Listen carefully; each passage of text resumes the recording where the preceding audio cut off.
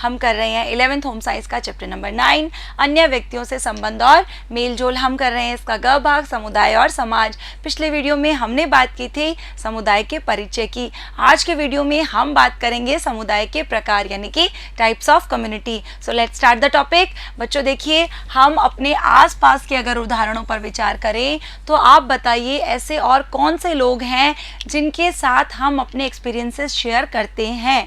आप अपने आसपास देखिए तो परिवार के बाद अगर मैं बात करूं तो सबसे पहले हमारा क्या आता है, पड़ोस। यानी परिवार के बाद अगर हमें बहुत नियरेस्ट कोई दिख रहा है तो क्या दिख रहा है, हमारा पड़ोस यानी कि हमारा नेबर्स, है ना। पड़ोस एक महत्वपूर्ण सामाजिक इकाई है क्योंकि यही लोग हैं जिनके बीच में हम रहते हैं।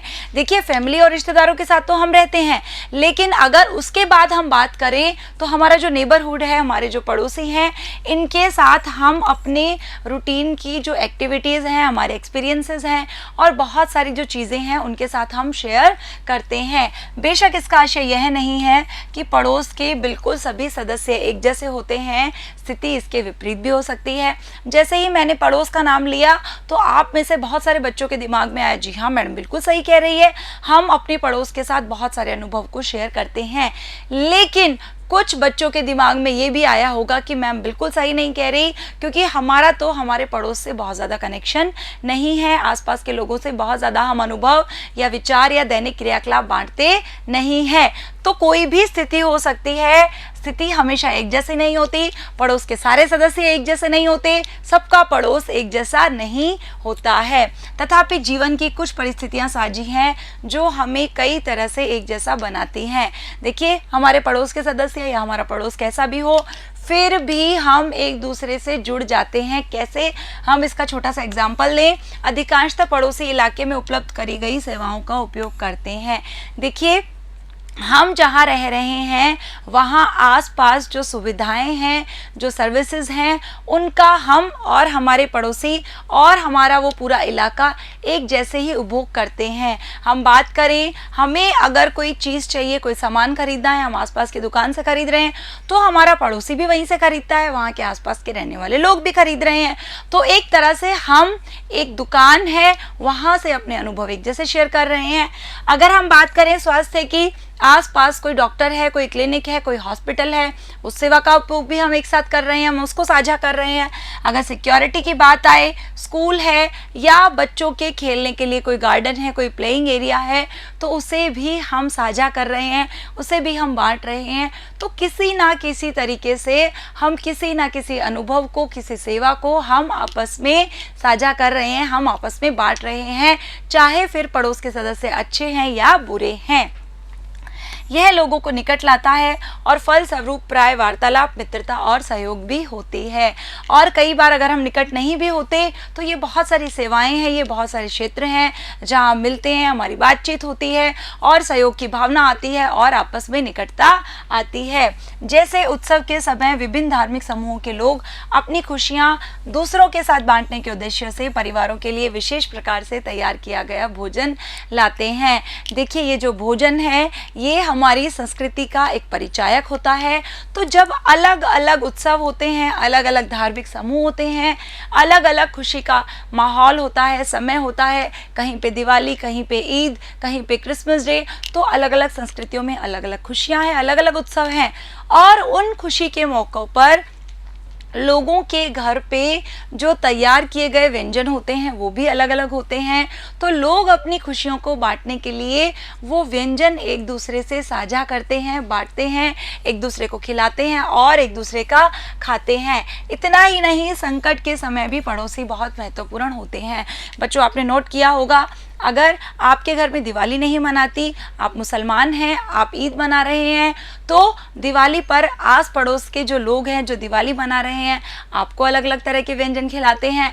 आप ईद पर अपने आस पड़ोस के लोगों को अलग अलग तरह के व्यंजन खिलाते हैं, है ना। इतना ही नहीं, कई बार आपके ऊपर अगर कोई संकट आ जाता है तो सबसे पहले आपके दिमाग में किसका नाम आता है? अपने पड़ोस का। बहुत सारे उदाहरण हम अपने जीवन में ऐसे देख सकते हैं जब संकट के समय पड़ोसी बहुत महत्वपूर्ण भूमिका निभाते हैं। आपात स्थिति में कई बार पड़ोसी ही पहले व्यक्ति होते हैं जिन पर हम भरोसा कर सकते हैं, यानी कि परिवार और मित्रों से भी पहले।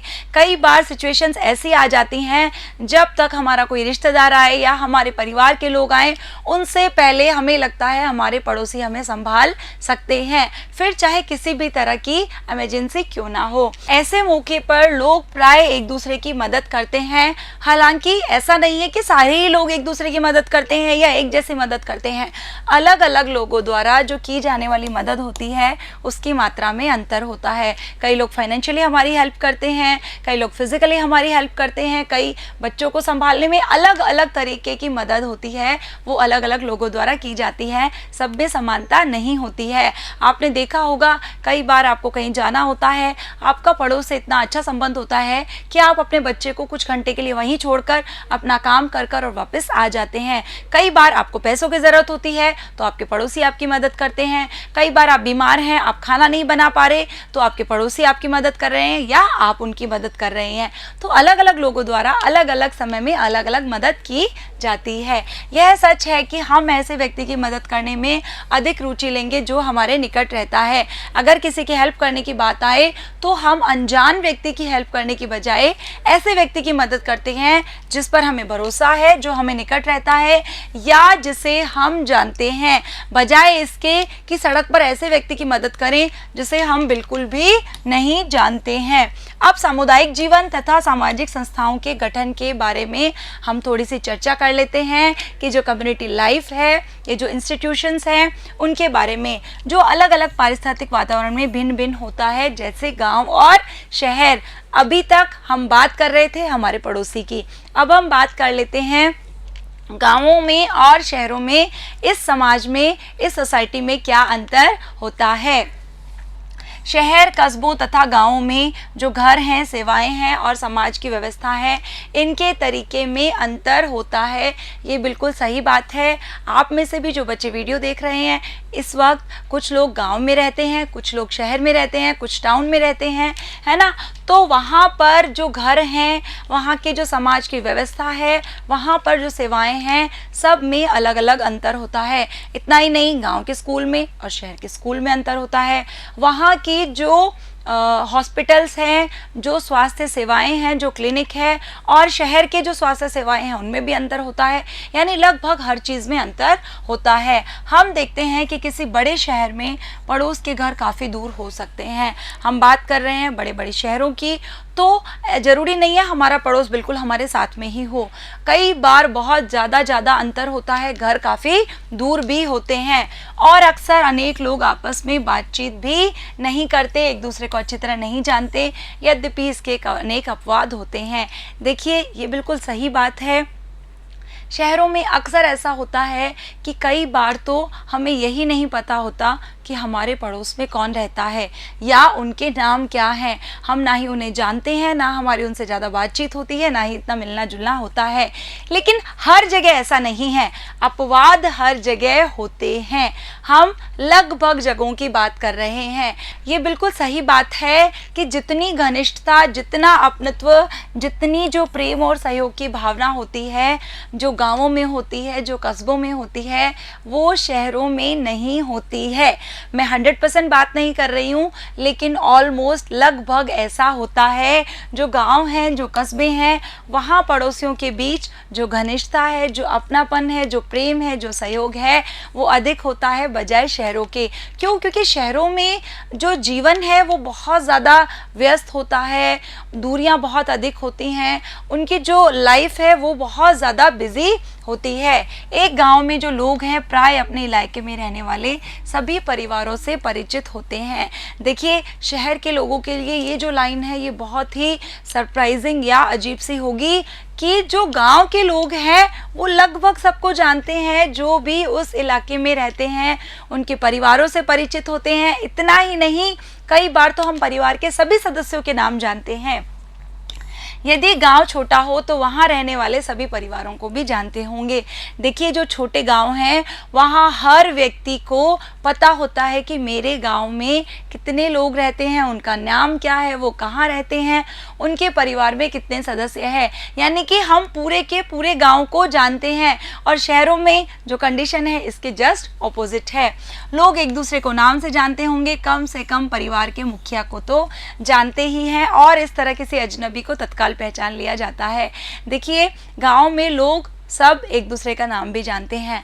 अगर वो एक दूसरे का नाम कई बार नहीं भी जानते हैं तो कम से कम जो परिवार का मुखिया है उसके नाम को और उसको अच्छी तरह से जानते हैं। तो उस समय क्या होता है, जैसे ही कोई अजनबी, कोई स्ट्रेंजर गांव में आता है तो पूरे गांव वाले उसे तुरंत पहचान लेते हैं कि ये तो हमारे गांव का नहीं है, ये ज़रूर किसी दूसरे गांव या शहर से आया है। इसका अर्थ यह नहीं है कि शहर के लोगों में मैत्री का भाव नहीं होता है। बहुत सारे लोग ऐसे भी होते हैं जो आपस में एक दूसरे से सहयोग रखते हैं, मैत्री की भावना रखते हैं, और हो सकता है सब में ही मैत्री का भाव हो, लेकिन वहाँ के जीवन की जो व्यवस्था है, जो व्यवस्थाएं हैं, जो कमाने का तरीका है, उसके कारण ये सब होता है। दोहरी आय, शहरी जीवन के दबाव के कारण आपसी मेल जोलों के लिए समय ही नहीं मिल पाता। कई बार लोग चाहते भी हैं कि हम अपने पड़ोसियों से मिले जुलें, उनसे अपने अनुभव शेयर करें, लेकिन उनके पास इतना समय ही नहीं होता कि वो मित्रता को निभा सकें। इसके साथ ही शहरी इलाकों में बढ़ती हुई गतिशीलता भी, जहाँ पर किसी के पास रहने के लिए अपना घर नहीं होता, आपसी मेलजोल की कमी का कारण हो सकता है। देखिए शहरों में आवास व्यवस्था की बहुत ज़्यादा दिक्कत होती है। बहुत सारे लोग ऐसे होते हैं जिनके पास अपना घर नहीं होता है, तो वो कभी कहीं रह रहे हैं, कभी किसी किराए के मकान में रह रहे हैं। तो ये जो गतिशीलता है, यानी कभी तो वो इस इलाके में है, फिर उन्हें अपना किसी कारण से घर बदलना पड़ा, किराए के कारण, मकान मालिक के कारण किसी भी सिचुएशन आ जाए तो वो दूसरी जगह पर रह रहे हैं। तो जहाँ वो रह रहे हैं फिर वहाँ के लोगों से जैसे ही उन्होंने कोई संपर्क स्थापित किया, कोई संबंध स्थापित किया, तुरंत उन्हें दूसरी जगह जाना पड़ा, वहाँ के लोगों से संबंध स्थापित किया। तो इस तरह से वो एक जगह के लोगों से लंबे समय तक अपने जो संबंध है वो स्थापित नहीं कर पाते हैं, इसलिए आपसी मेलजोल में कमी होती है। इसके विपरीत गाँव में ऐसा लगता है कि हर कोई एक दूसरे को जानता है। वहाँ तो सबको एक दूसरे के नाम पता होते हैं, एक दूसरे के परिवार, सब चीज़ों के बारे में लगभग पता होता है। परिवारों की पहचान उनके सदस्यों से होती है, ना कि उनके पते से। देखिए हम गांवों की बात कर रहे हैं, जो ग्रामीण क्षेत्र होते हैं वहाँ किसी भी परिवार की जो आइडेंटिटी होती है, जो पहचान होती है, उनके एड्रेस से नहीं होती जैसा कि शहरों में होता है, बल्कि उनके नाम से होती है। अगर हम गाँव में जाकर किसी का पता पूछें कि इस पते पर जो व्यक्ति रहता है मुझे उससे मिलना है, तो शायद हमें कन्फ्यूज़न हो जाए, लेकिन अगर हमें जिससे मिलना है उसका हम नाम बता दें तो हम आसानी से वहाँ पहुँच जाएंगे, क्योंकि वहाँ पहचान पते से नहीं बल्कि नाम से होती है। और देखिए अब हम बात कर रहे हैं कस्बों की, यानी टाउनशिप की। वहाँ पे जो स्थिति होती है, वहाँ का जो जीवन होता है, इन दोनों के बीच का भी होता है, यानी कि जो ग्रामीण क्षेत्र है उसकी भी कुछ बातें होती हैं और जो शहरी इलाके हैं उनकी कुछ बातें वहाँ पर होती है, क्योंकि लोग एक दूसरे को कुछ हद तक अच्छी तरह जानते हैं, लेकिन फिर भी कुछ गतिशीलता होती है। वहाँ पर ग्रामीण एरिया की तरह लोग एक दूसरे को अच्छे से जानते हैं, लेकिन शहरों की तरह रोजगार के लिए बाहर जाते हैं, पढ़ने के लिए बाहर जाते हैं, और भी बहुत सारे कारक होते हैं जो वहाँ शहरी जीवन की तरह होते हैं। तो जो कस्बों की व्यवस्था है, जो टाउन की व्यवस्था होती है, उनके जो आपस में संबंध होते हैं, कुछ विशेषताएं तो ग्रामीण क्षेत्र की होती हैं और कुछ विशेषताएं वहाँ पर शहरी क्षेत्र की होती हैं, यानी इन दोनों का मिला जुला रूप होता है। कहाँ पर? कस्बों में, यानी कि टाउनशिप में। इसलिए जो समाज विज्ञानी हैं ग्रामीण, शहरी और जनजातीय समाज में भेद करने की कोशिश करते हैं, क्योंकि इनकी व्यवस्था एक दूसरे से थोड़ी थोड़ी भिन्न होती है। यानी जो समाजशास्त्री हैं वो इन तीनों व्यवस्थाओं को अलग अलग रखते हैं। क्यों? क्योंकि उनमें वाकई भिन्नताएं होती हैं। ध्यान देने योग्य एक बात और भी है कि ग्रामीण और शहरी क्षेत्र में सामाजिक संस्थाओं की व्यवस्था में भी भिन्नता होती है। जितनी भी वहाँ पे इंस्टीट्यूशंस होते हैं, जो संस्थाएं होती हैं, उनमें भी भिन्नताएं होती हैं। जैसे हम बात करें स्कूलों की, तो वहाँ पर जो स्कूल है एक ग्रामीण क्षेत्र में और जो स्कूल है एक शहरी क्षेत्र में है, उनमें बहुत भिन्नताएं होती हैं। वहाँ पर जो सामुदायिक केंद्र हैं, जो हेल्थ फैसिलिटीज़ हैं, हॉस्पिटल्स हैं, या जितनी भी पॉलिटिकल पार्टीज़ हैं, वहाँ के जो लोग हैं, उनमें भी भिन्नताएं होती हैं। हम बात कर रहे हैं ग्रामीण और शहरी क्षेत्र की भिन्नताओं की। शहरी स्थानों में गुमनामी की भावना अधिक होती है, जो सामाजिक मेलजोल, सामाजिक नियंत्रण तथा सामाजिक वास्तविकता का एक महत्वपूर्ण अभिलक्षण है। ये बात बिल्कुल सही है कि शहरी क्षेत्र में अकेलापन भी अधिक होता है और वहाँ गुमनामी की भावना भी अधिक होती है। और ये सारा किसके कारण है? वहाँ का जो नियंत्रण है, वहाँ की जो बदलती हुई सामाजिक वास्तविकताएं हैं, जो सोशल रियलिटीज़ हैं, उनके कारण ऐसा होता है। पड़ोस गांव, कस्बे या शहर के अलावा अन्य प्रकार के भी समुदाय हो सकते हैं। देखिए, हम बात कर रहे हैं समुदाय के अलग अलग प्रकारों की। तो पहले हमने कहा कि परिवार और रिश्तेदारी समुदाय हो सकता है। फिर हमने कहा हम जहाँ रह रहे हैं वहाँ पर जो हमारा पड़ोस है, हमारा जो नेबरहुड है, वो भी एक समुदाय है। फिर हमने बात की गांव की, टाउन की, या हमारे सिटी की यानी कि अर्बन एरिया की, वो एक समुदाय हो सकता है, हमारा गांव, शहर और कस्बा। अब हम बात कर रहे हैं कि इसके अलावा और भी बहुत प्रकार के समुदाय हो सकते हैं। अगर हम इसका एक एग्जाम्पल लें तो एक ही भाषा को बोलने वाले लोग भी एक समुदाय हो सकता है।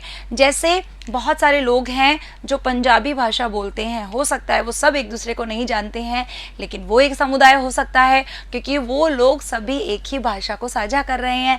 सिंधी भाषा बोलने वाले लोगों का एक अपना समुदाय हो सकता है। इतना ही नहीं, एक ही जगह के मूल निवासी भी एक समुदाय हो सकते हैं, जो अलग अलग अवसरों पर एकत्रित होते हैं, अलग अलग मौक़ों पर इकट्ठा होते हैं। हम इसका एक एग्जाम्पल ले लेते हैं कि देखिए, जब सितंबर अक्टूबर का टाइम होता है तो जो बंगाली बोलने वाले लोग होते हैं, यानी कि बांग्ला भाषी जो समुदाय होता है, उनका एक बहुत ही महत्वपूर्ण अवसर होता है। क्या होता है? दुर्गा पूजा।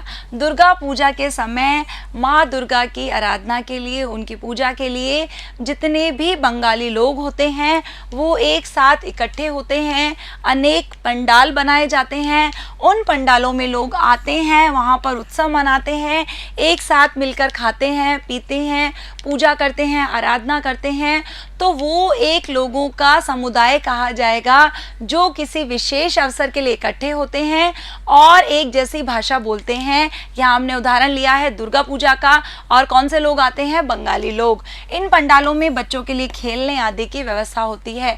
देखिए, यहाँ बच्चे, युवा, बुजुर्ग सब आते हैं। युवा लोग हैं, माँ दुर्गा की पूजा करते हैं, आराधना करते हैं। वहाँ खाने पीने की सामग्री भी होती है। बच्चे वहाँ पर खेलते हैं। बड़े बुजुर्ग जो होते हैं वो माँ दुर्गा की आराधना करते हैं, उनसे आशीर्वाद लेते हैं, उन्हें प्रार्थना करते हैं। युवा लोग हैं वो पूजा में नृत्य भी प्रस्तुत करते हैं और वृद्धजन बैठकर देखते हैं और दुर्गा से आशीर्वाद की प्रार्थना करते हैं। ऐसा ही एक और हम अगर उदाहरण लें तो हम महाराष्ट्र की बात कर रहे हैं, जहाँ पर जो गणेश चतुर्थी होती है बहुत ही धूमधाम और हर्षोल्लास के साथ मनाई जाती है। केवल महाराष्ट्र में नहीं, बहुत सारी जगहों पर आजकल जो गणेश चतुर्थी है बहुत ही धूमधाम के साथ मनाई जाती है ना। इस आयोजन के लिए बहुत सारे लोग एकत्रित होते हैं। तो देखिए, ये जो लोग अब एकत्रित होते हैं, इन्हें भी हम किसका नाम देंगे? एक समुदाय का, यानी एक कम्युनिटी का। देखिए, पैसा इकट्ठा किया जाता है, पूरी प्लानिंग की जाती है कि किस तरह से अलग अलग एक्टिविटीज़ होंगे, कितना पैसा कहाँ पर खर्च होगा, कैसे गणेश जी की मूर्ति लाई जाएगी, उसका विसर्जन किया जाएगा। ये सारी गतिविधियों का आयोजन किया जाता है और अंत में क्या किया जाता है? जो गणेश जी की प्रतिमा है, जो उनकी मूर्ति है, उन्हें जल में, किसी भी नदी के या सागर के या समुद्र के जल में उसको प्रवाहित कर दिया जाता है, उसका विसर्जन कर दिया जाता है और ये उत्सव संपन्न हो जाता है। और ये जो उत्सव है, यहाँ जो लोग इकट्ठे हुए, इसे हमने कहा एक समुदाय। दुर्गा पूजा का हमने उदाहरण ले लिया, हमने गणेश चतुर्थी का उदाहरण ले लिया। इस प्रकार हम देखते हैं कि धार्मिक सदस्यता, सजातीय समूह और समान भाषा के आधार पर बड़े समाज को छोटे विशिष्ट पहचाने जाने वाले समूहों में संगठित किया जा सकता है।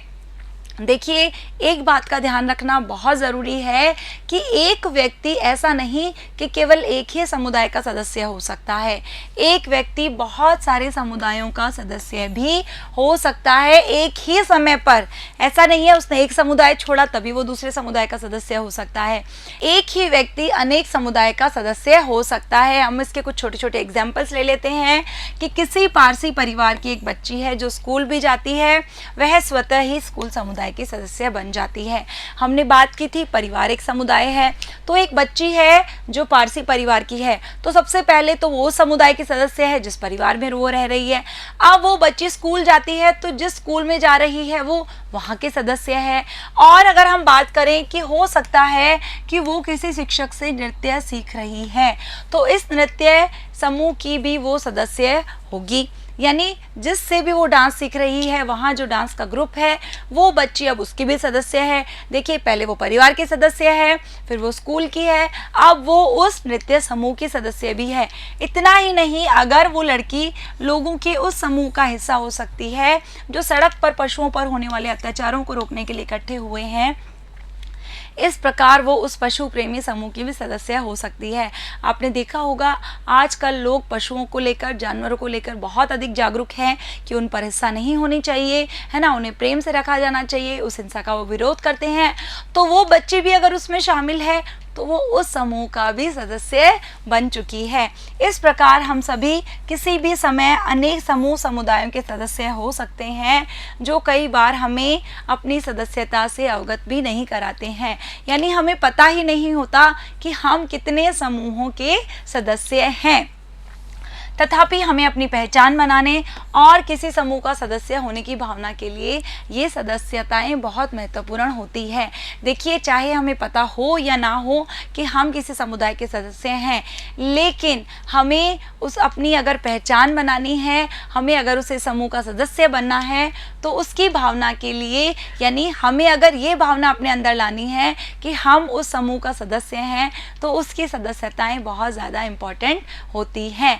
तो ये बात थी समुदाय के प्रकार, यानी कि टाइप्स ऑफ कम्युनिटी। अब वक्त हो गया है हम करेंगे एक छोटी सी इंटरेस्टिंग सी एक्टिविटी जिससे आपको ये चैप्टर और अच्छे से समझ आए। आपको क्या करना है, अपनी कम्युनिटी के साथ साथ कुछ ऐसे कम्युनिटी की सूची बनानी है जो आपके ध्यान में आए। यानी अब आपको छोटे छोटे एग्जाम्पल्स लिखने हैं जिनको आप समुदाय कह सकते हैं। उन समुदाय के समान अभिलक्षण को सूचीबद्ध करना है कि जो समुदाय की आपने सूची बनाई है उनमें कौन कौन से लक्षण समान हैं। आप जिन समुदाय के सदस्य हैं उनके बारे में जानकारी लेने के लिए आपको अपने सहपाठियों से और अपने अध्यापक हैं उनसे, टीचर्स हैं उनसे चर्चा करनी है। आपको ये जानना है कि कितने समुदाय हैं जिनके आप सदस्य हैं। कई बार आपको पता ही नहीं चलेगा कि ये अभिलक्षण आपके भी हैं और आप बहुत ज़्यादा सरप्राइज हो जाएंगे। अगले वीडियो में हम बात करेंगे समुदाय के कार्य कौन कौन से होते हैं। तो मिलते हैं अगले वीडियो में, तब तक के लिए थैंक यू।